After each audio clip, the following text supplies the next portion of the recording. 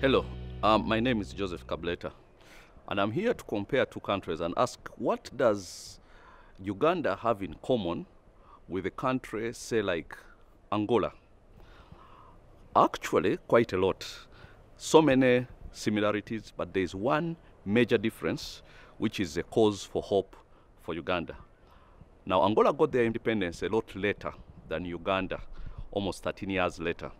And the president who led them to independence died soon after and was replaced by another one called Eduardo dos Santos, who went on to shape the future of that country in many ways, because he ruled for 38 years from 1979 to 2017 and was the second longest serving African president, beaten to the gold medal only by Cameroon's Paul Biya. But in many ways, Dos Santos shaped so many aspects of Angolan life and everything about that country, because they do have a lot of similarities with our president, because he also had his tutorship under Samora Machel in Mozambique, like President Museveni did. He took off, there was a war at the time he became president, a bit like there was with Museveni, but then he had so many years of no war, a bit like Museveni. And then there was the Marxist background that they all shared. When actually they took over in Angola, when Dos Santos took over power, they named Marxist-Leninism as the ideology of their government. But then it was soon replaced by crony capitalism. And the worst capitalists are people who were once Marxists, because they get a bit of the negativity of the Marxism and then add a lot of greed from capitalism, and then they cause a very big problem, which is actually what we are seeing here in Uganda, because something happened in 2002, because Angola had been in civil war all the way up to 2002 until the death of Jonas Savimbi, the UNITA leader. You know about that. Now, after 2002, Angola had a period of prosperity of 15 years of extreme prosperity. It started with them investing $20 billion to mine their oil and natural gas. Now Uganda, of course, is proposing to invest $24 billion to mine our own oil and natural gas. And now the 15 years between 2002, when the war ended in Angola, and 2017, when Dos Santos left, Angola raked in a whopping $600 billion through just export of oil, natural gas, and diamonds.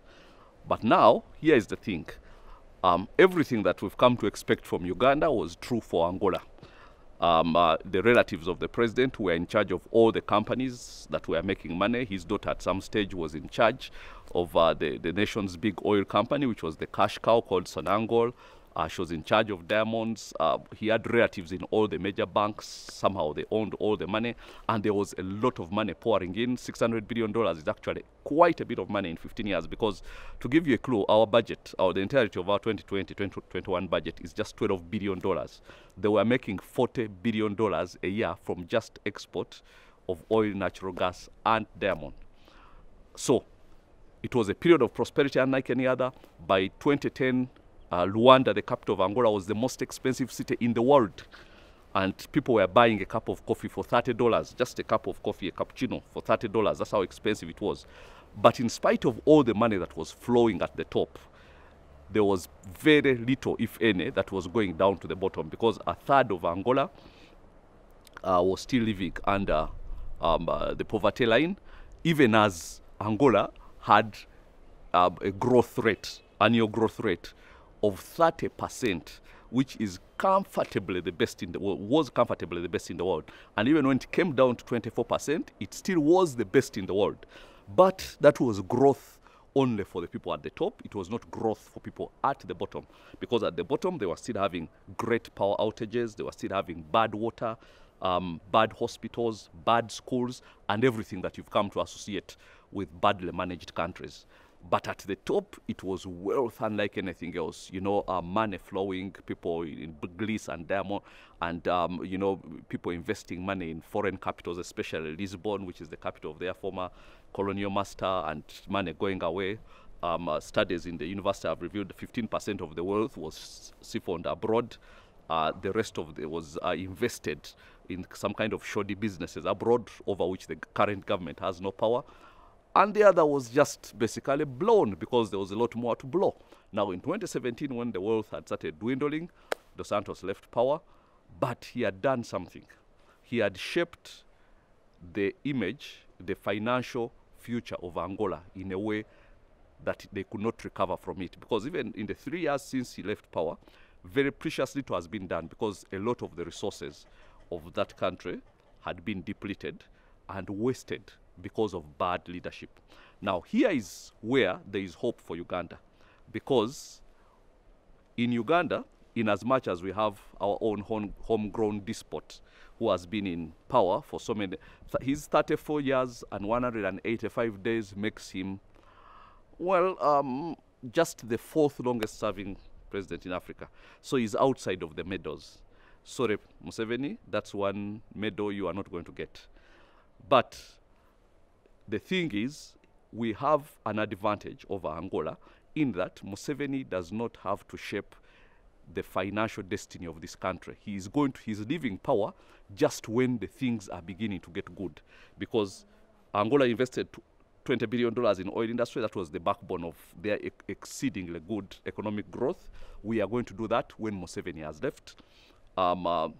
They mined much of their diamonds under Dos Santos. We are going to do that when we shall have better leadership, not the current one. And a lot of the prosperity of this country is actually going to come at the right time for us. Thank God. Now, in that country, it was completely wasted by bad leadership. Now, that doesn't have to be the case with Uganda. In Uganda, we can have good leadership at the time when we are getting into a period of extreme prosperity, and then now it will eventually be to the benefit of everybody. Because imagine a country where they don't even have running water in so many places, but cross a divide and go to the other side of the city, and people are buying meals for $70 in an ordinary cafe, and a cup of coffee for $30, and they have that money. Imagine a country where schools are completely run down, yet just across the line, there are dollars flowing like no man's business. So that's what bad leadership has done to a lot of the resources of Africa. Now, of course, the regime that we are taking over has done its part of bad leadership. But thankfully, thank God, they've only managed to get the crumbs. The real gist of it is still down in the ground. The real gist of it is still just coming afresh. So we can actually turn this table and make Museveni just a bad part of our history, him and all his cronies. Just a bad part of our history, because when the prosperity that comes after him is in place, we shall have no time to lament over the past, because there will be real prosperity that time. And now the resources will still be there, and ours will not have been depleted the way Angola's were. So that is the one difference between us and Angola that gives us hope, because most of the things regarding our resources start flowing in 2022, and thankfully that's a time when we are going to have good leadership and a good leader whom you're seeing right now, whom you're listening to right now. And when that happens, every Ugandan, we shall not have the sort of income divide that was in Angola. We shall not have the sort of disparity of lifestyles that was in Angola. We shall make sure that every person who belongs to this country has a benefit from the wealth of this country. Those are not just words we talk about. Those are things that are at the core of everything that we do or that we imagine. And that is going to be a reality for us with Joseph Kabuleta as president. Thank you very much.